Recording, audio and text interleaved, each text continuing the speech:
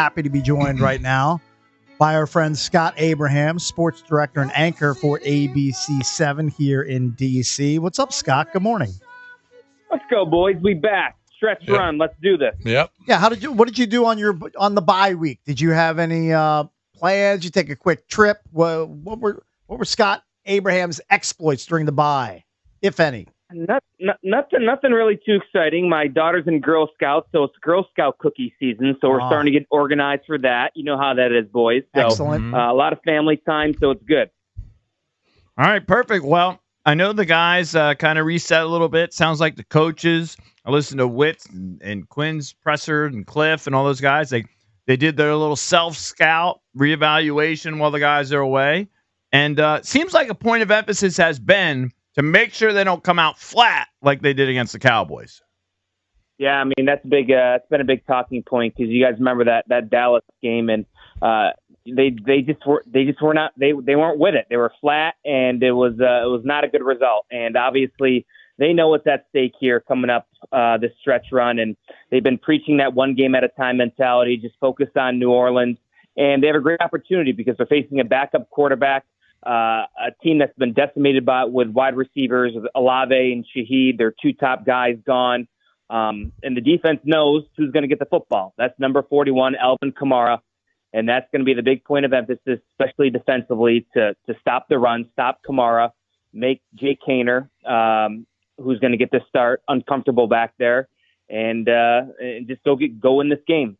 Scott, I'm going to guess that Jayden Daniels has been relatively low-key about returning to Louisiana. It's basically a homecoming game for him, even though he is from California. Obviously, from what he did at LSU, he's going to have a lot of local support down there for his return. How is he approaching this road game back to New Orleans? Yeah, he was asked directly about that in his press conference on Wednesday and basically gave just like a 10-second response. He's excited about returning to Louisiana. It's a special place for him. And I have a feeling, guys, I think he's going to have a really good game. It's just, what he did in Louisiana, how much, fanfare he's going to have in that Superdome.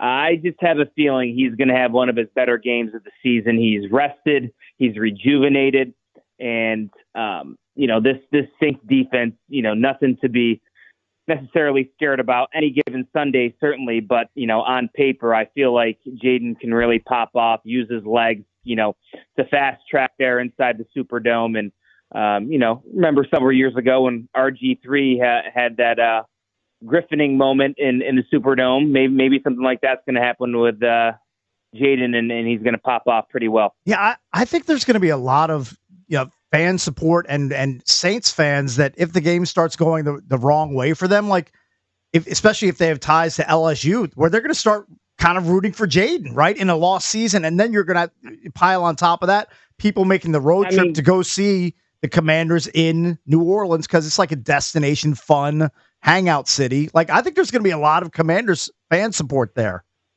I completely agree, because when the schedule comes out, what are the fun destinations? What are the fun kind of locations to go to if you're a fan of the Commanders? And obviously Bourbon Street, the whole New Orleans vibe, that's quite the draw, especially in December, close to the holidays.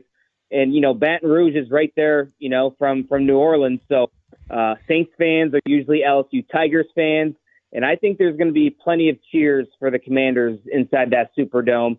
I'm not discounting the fact that New Orleans, they're not out of the playoff race mathematically. They're going to be playing hard, but there's so many different storylines in this game, guys, because you have the return of Marshawn Lattimore, expected to face his former team. You have the Chase Young so-called revenge game. Then, of course, you have Jayden Daniels returning to Louisiana.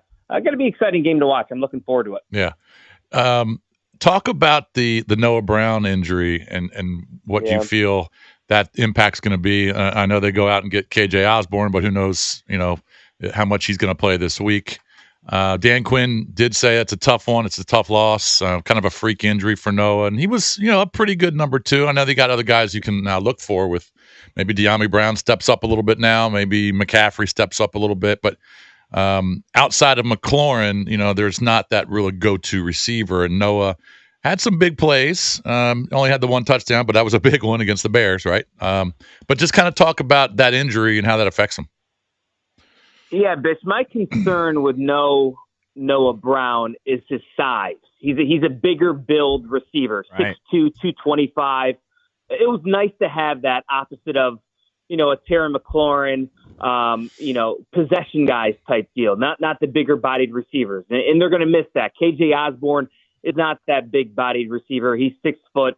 He's not the Noah Brown 2.0. So they're going to have to find ways to give an opportunity to other guys to step up. And you mentioned De'Ami Brown. I think that's going to be an opportunity for De'Ami. He's had some flashes. He's had some moments, but it's been the consistency, guys. He hasn't been able to flash enough for this team. And what better way for a playoff push to kind of rise up, take hold of that wide receiver 2 position for De'Ami Brown. Maybe you're going to see like a Luke McCaffrey come in more. A KJ Osborne, who they picked up, he had some flashes and moments with Minnesota. So I am concerned of the bigger bodied receiver. They don't have that on that roster, and that was what they were looking for and shopping for this summer, and that's how Adam Peters came to bring in Noah Brown. So I think it's going to be a loss. I think it may not show this game, but potentially down the road, I think it's always nice to have one of those bigger bodied receivers to go get a tough catch across the middle. So do you expect Osborne to play? Yeah, it's a good question because he talked to the media yesterday, EB, and basically he's just crashing right now. He's coming in early and he's staying late, just getting his mind into the playbook, just learning what the system is with Cliff Kingsbury. I don't know the answer to that question. I think Dan Quinn's going to shed some more light today during his press conference, and certainly he'll probably get some more information on Marshawn Lattimore as well in terms of his status, but all signs point to Marshawn playing on Sunday. So yeah, I'll be curious to see if KJ will be ready and be up for this game. Certainly, the depth, in terms of the wide receiver, it would be nice to have KJ up there. But I don't think it's too important for this game to rush KJ out there.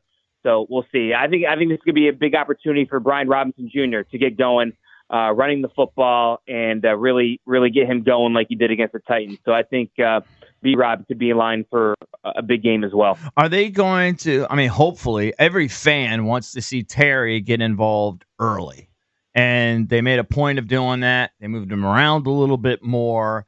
Can we see that? You expect to see that?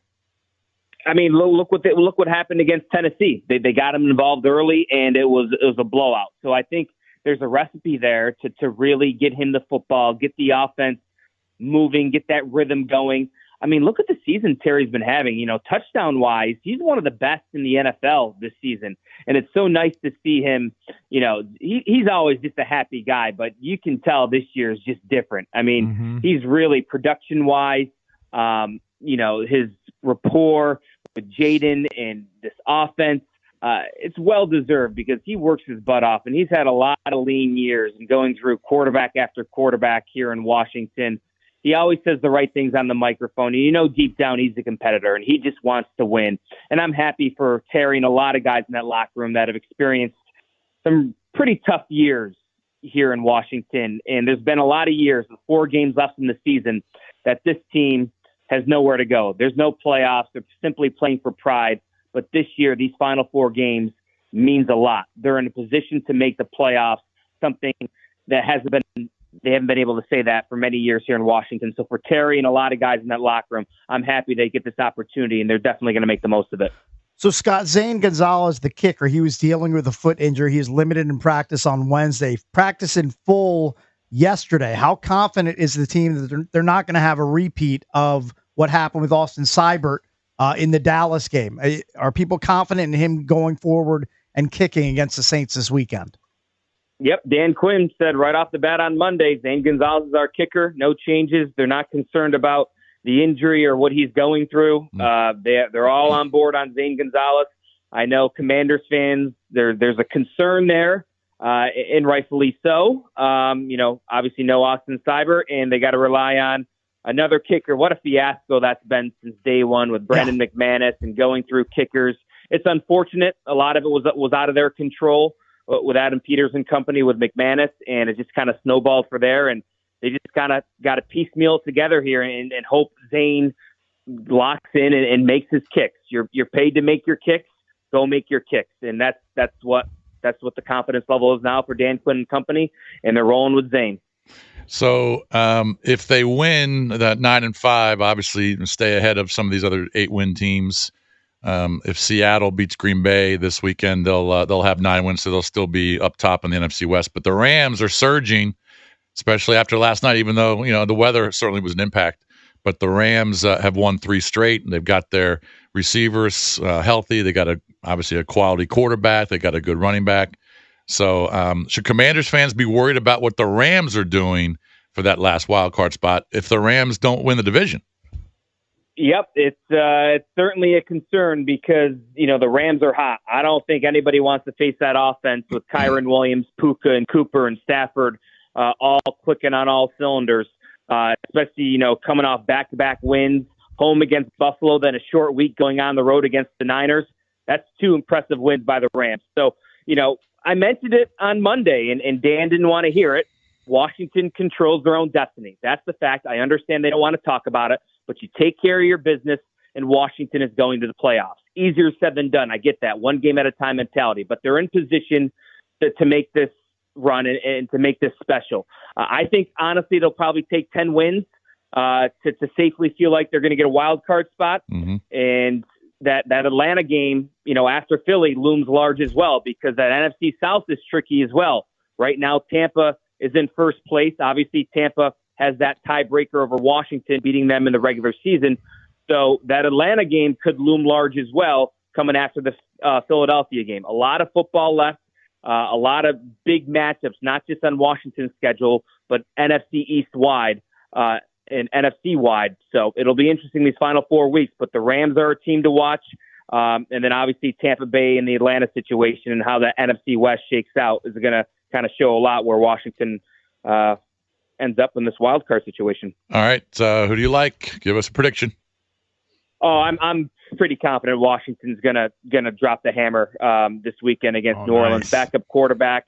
I think Jayden's gonna have a tremendous game. I think it's gonna be a rather blowout fashion win for Washington. So give me Washington to win 31-13. I'm scared. Honestly, I'm scared. We're too confident. EB, you're always scared, brother. That You're is always true. scared. Very good point. That's true. Very good point, Scott. All right, true. thanks for the time, All right, Scott. guys. We appreciate it. We'll talk to you next week, man. Have a good weekend, boys. You right, too. buddy. That is Scott Abraham, Bye-bye. sports director and anchor for ABC7.